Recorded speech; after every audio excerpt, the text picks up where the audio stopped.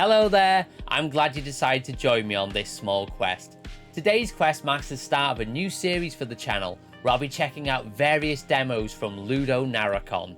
If you've never heard of LudoNarraCon, it is a digital festival celebrating narrative games. So come back to the channel regularly, as I'll be posting new videos from this series.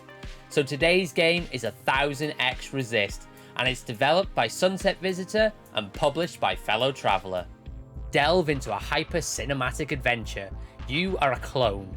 You live at the world's end. You worship the last surviving human, the All-Mother.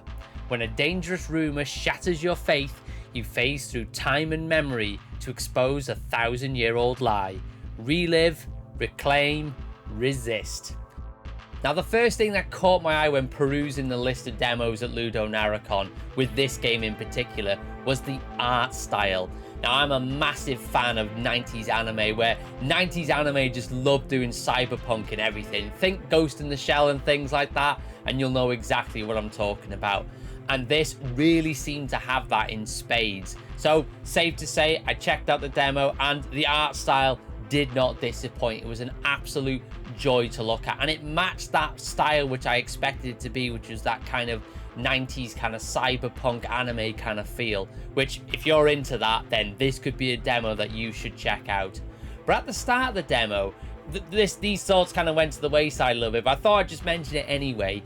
It kind of gave me Tron vibes. It's like the outfits that the characters are wearing are very much with the lights all over the outfits and things like that. So I thought, oh, is this going to be kind of like a Tron feel? And some of the dialogue has that kind of Tron feel as well, where they're talking about like purpose and like my function and things like that. That kind of conversation piece that you'd have in like the original Tron movie. So it kind of gives me those vibes. So I do wonder if the devs are Tron fans, because it kind of gave me those vibes. Obviously, a lot of those vibes kind of went towards the end of the demo, but that's the kind of vibes I've got. So I'm curious to see if that kind of continues when I check out the full game later in the year when it releases. Well, as far as I'm aware, it's releasing sometime in 2023. And yes, I do understand I did give a little bit of a spoiler then. Yes, I will be checking out the full game when it releases at some point this year, as I had a great time playing this. As I would kind of explain this game as sort of like a point-and-click adventure game, where you kind of go around, you read things, you talk to various people and things like that. There wasn't any sort of like combat or anything like that. It is very much you go around, talk to people, read things, and you sort of decipher little things of like the mystery that's within this game, which I'll talk about in a moment, because I've alluded to it a little bit in the synopsis of the game. But if you love your point-and-click games, then yeah, again, this could be one for you to check out, because there's so much content here. There's so much for you to read, so many people for you to talk to, just loads of little places for you to explore.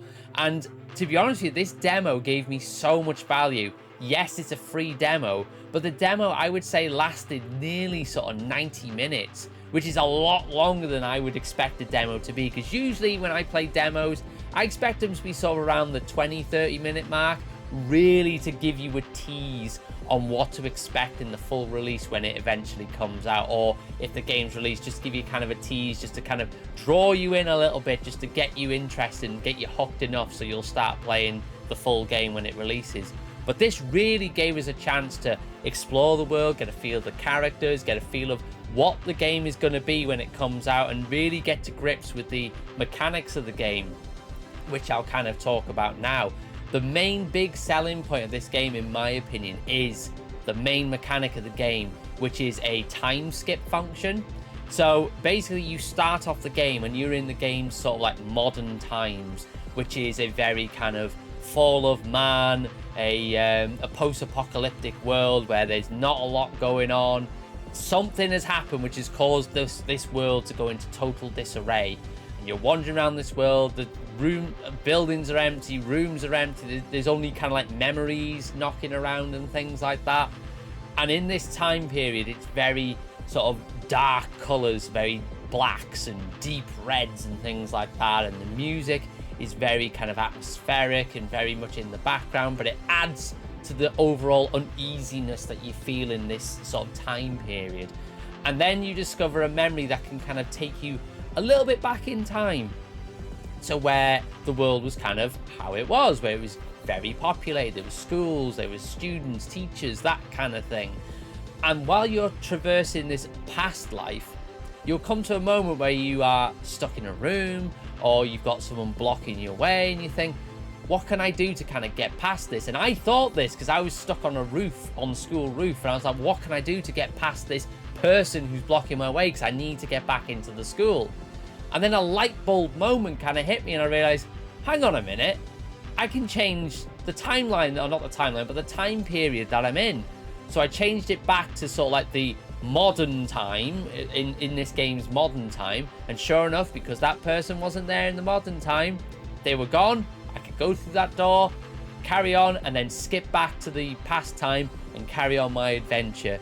I really loved this mechanic, and I'm so curious to see how it's going to be utilized later on in the game for like puzzles and things like that. Because again, we got a little hint of that, particularly with that particular puzzle, but I'm curious to see what they do with it going forward in the game. It kind of gave me the Medium vibes, because that kind of had a very similar mechanic. But yeah, it's a very good mechanic, and it's used very, very well in this game. Story-wise, like, again, we got very much a tease of what's to come, because like I said in the synopsis, you were trying to uncover kind of the mystery of a 1,000-year-old lie.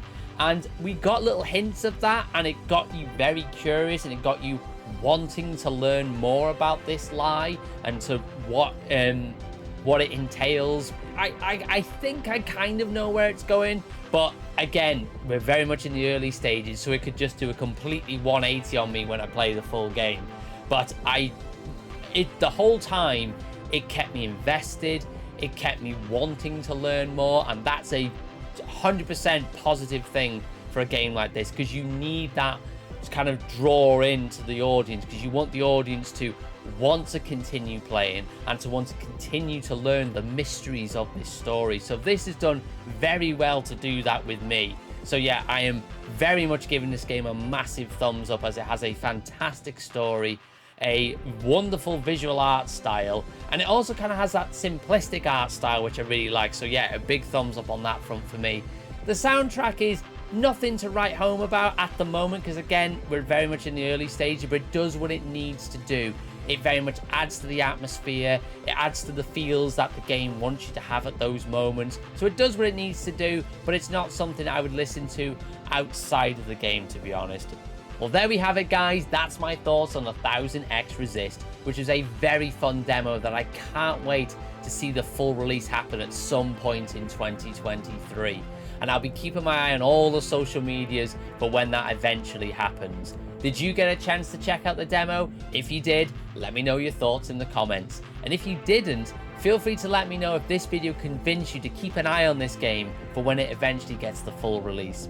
Thanks very much for watching. If you like this video, then show me your thumbs by giving the video a thumbs up. And if you're inclined to, feel free to press the subscribe and notification bell so you'll know when a new video goes live or when I'm live streaming on the channel. Thanks very much for watching. If you love games that have a wonderful little game mechanic, then feel free to check out this video here, where I'll be discussing Before Your Eyes. Is it gimmick over substance? Watch the video to find out. Thanks very much for watching, and I'll see you on the next quest.